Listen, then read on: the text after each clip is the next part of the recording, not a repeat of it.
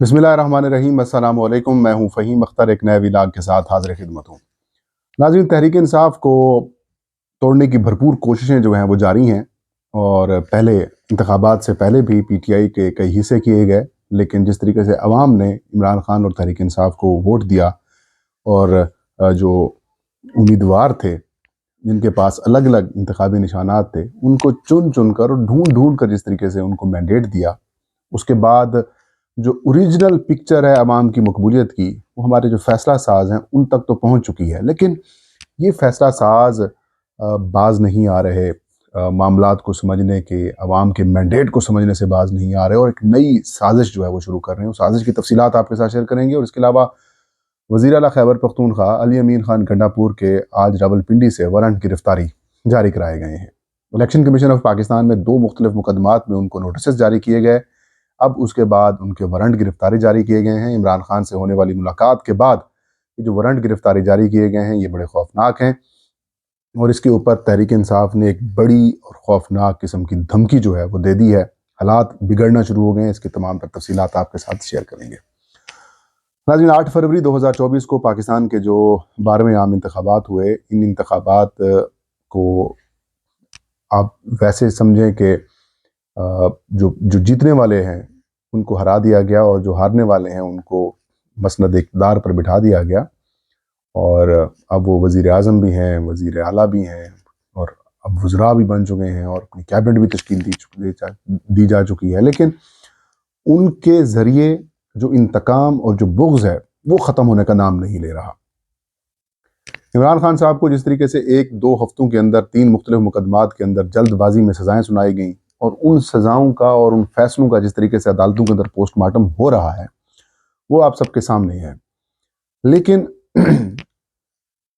Election commission of Pakistan का जो इस सारी सूरत हाल के अंदर बड़ा गलीज़ किस्म का किरदार था वो भी सबके सामने आ चुका है और उसी किरदार को लेकर अब जो तहरीक इंसाफ है उसके अंदर से मुख्तलिफ जो पीटीआई के के अंदर इख्तलाफात पैदा करने की कोशिश की जा रही हैं। ज़ाहिर है तहरीक इंसाफ के जो आज़ाद हैसियत के अंदर जीतने वाले अरकान असम्बली थे, चाहे पंजाब के अंदर हूँ, खैबर पख्तूनख्वा में हूँ या फिर वफाक के अंदर हूँ, सिंध के अंदर हूँ, इन तमाम असम्बलियों के अंदर तहरीक इंसाफ के हिमायत याफ्ता जो आज़ाद अरकान है, पहले उनको तोड़ने की कोशिश की गई। कुछ लोग टूट गए, कुछ लोग टूटने के बाद उनको जो है फिर पीटीआई ने कहा कि जो बच गए हैं उनको सुन्नी इत्तेहाद कौंसिल के अंदर शामिल करते हैं। फिर इलेक्शन कमीशन ऑफ पाकिस्तान का वो फैसला जिसमें उन्होंने सुन्नी इत्तेहाद कौंसिल में इन अरकान की शमूलियत के ऊपर एतराज़ कर दिया और ये कहा कि ये तो पार्लिमानी पार्टी नहीं थी, इन्होंने पार्लिमानी पार्टी के तौर पर इलेक्शन के अंदर कॉन्टेस्ट नहीं किया, लिहाजा इनको मखसूस नशिस्तें भी नहीं मिलती और जो इनकी ज्वाइनिंग्स हुई हैं वो भी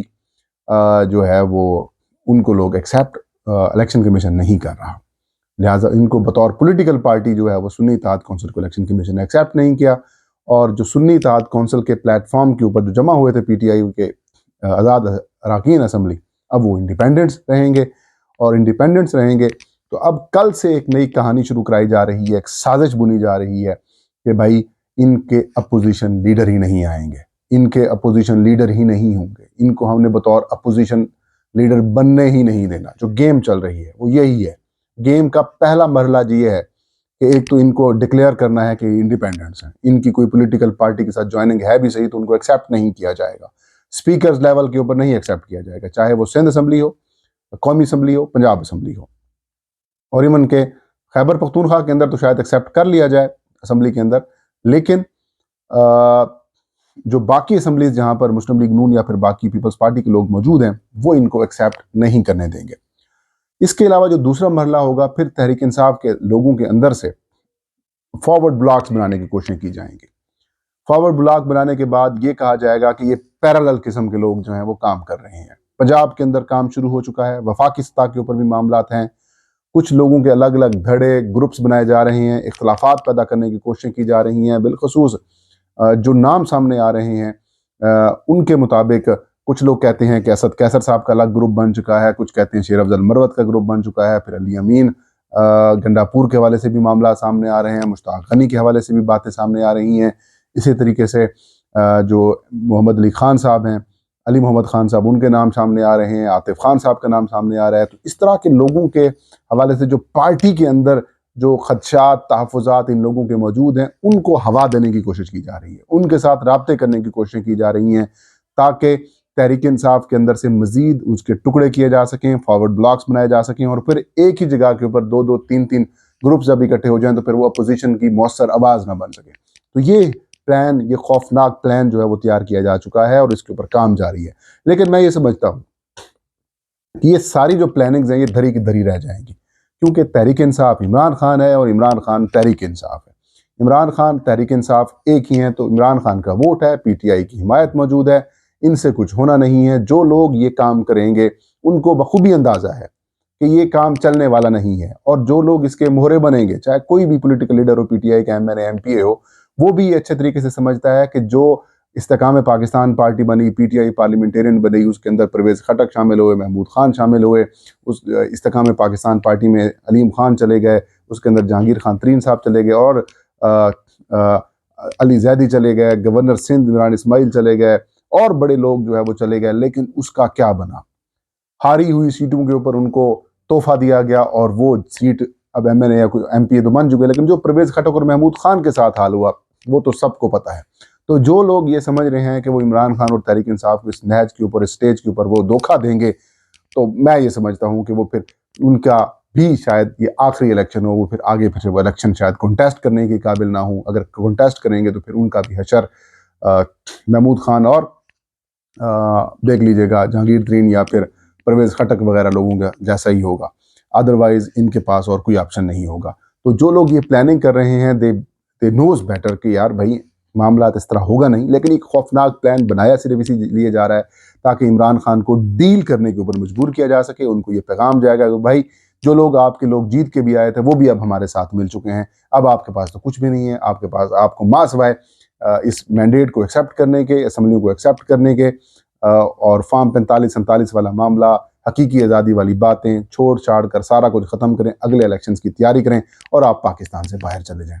लेकिन मैं ये समझता हूँ कि इमरान खान ना तो ये चीज़ एक्सेप्ट करेंगे और ना ही तहरीक इंसाफ के अंदर से इतने बड़े ग्रुप्स बनेंगे। कुछ लोग अगर डिफरेंसेस क्रिएट कर भी रहे हैं तो वो भी मेरे ख्याल में पार्टी के अंदर मामलात रहेंगे। लेकिन यहाँ पर फिर एक सवाल उठता है, अगर पीटीआई के अंदर से कुछ इश्यूज सामने आ भी रहे हैं, लोगों के कुछ अराकीन के कंसर्न्स आ भी रहे हैं, तो मैं ये समझता हूँ कि जो तहरीक इंसाफ की मौजूदा लीडरशिप है, गौहर खां हो या फिर जो बाकी लोग हैं, उमर अयूब साहब हों, तो इनको लीडरशिप वाला किरदार अदा करना चाहिए, इनको लोगों के साथ राब्ते करने चाहिए, अपने अराकीन को एतमाद में लेना चाहिए।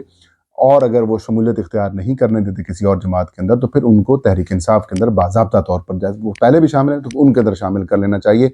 और जो इंटर पार्टी इलेक्शन इन्होंने करवाए हैं तहरीक इंसाफ ने, जो उन्होंने इलेक्शन कमीशन ऑफ पाकिस्तान में अपनी रिपोर्ट भी जमा कराई हुई है, उसको फॉलो अप करें, उनके ऊपर दबाव डालें, इलेक्शन कमीशन ऑफ पाकिस्तान से मुसलसल रजू करें कि आपने पीटीआई पार्लियामेंटेरियन की इंटर पार्टी इलेक्शन, ज़िमनी इंटर पार्टी इलेक्शन से एक्सेप्ट कर लिए हैं, तो हमारे आप क्यों नहीं कर रहे हैं? तो कमीशन से उनको रजू करना चाहिए और थोड़ा सा लीडरशिप वाला किरदार अदा करना चाहिए, ताकि अब आपके पास जैसे तैसे करके लीडरशिप तो आ ही गई है, एक बड़ी सियासी जमात की, एक बड़ी सियासी जो है वो एक तहरीक है, पाकिस्तान की तारीख, सियासी तारीख, बड़ी तारीख है, तहरीक है तहरीक इंसाफ। तो उसको अगर आप लीडरशिप मिल चुकी है तो आप इसका फिर रोल भी प्ले करें और लोगों को फिर एक साथ लेके चलें, उनके कंसर्न जो खोल कर सामने आए। ये जो छुप के खामोश, इससे काम नहीं चलेगा। ओपनली लोगों से बात करें, जो इख्तलाफात भी हैं तो उनको दूर करें, ताकि जो लोग टूट फूट का शिकार हो भी रहे हैं तो उनको भी रोका जा सके। दूसरी बड़ी और अहम डेवलपमेंट नाजरीन, इलेक्शन कमीशन ऑफ पाकिस्तान ने तो अमीन खान गंडापुर की नाअहली वाला मामला जो है वो 26 मार्च को मुकर्रर किया हुआ है, नोटिस जारी किया हुआ है। लेकिन आज रावलपिंडी के एक पुलिस स्टेशन की तरफ से भी अमीन खान गंडापुर के खिलाफ जलाओ घिराओ और तोड़ फोड़ 9 मई से मुतल्लिक मामला के ऊपर भी जो है वो उनको वारंट गिरफ्तारी जारी कर दिया गया है।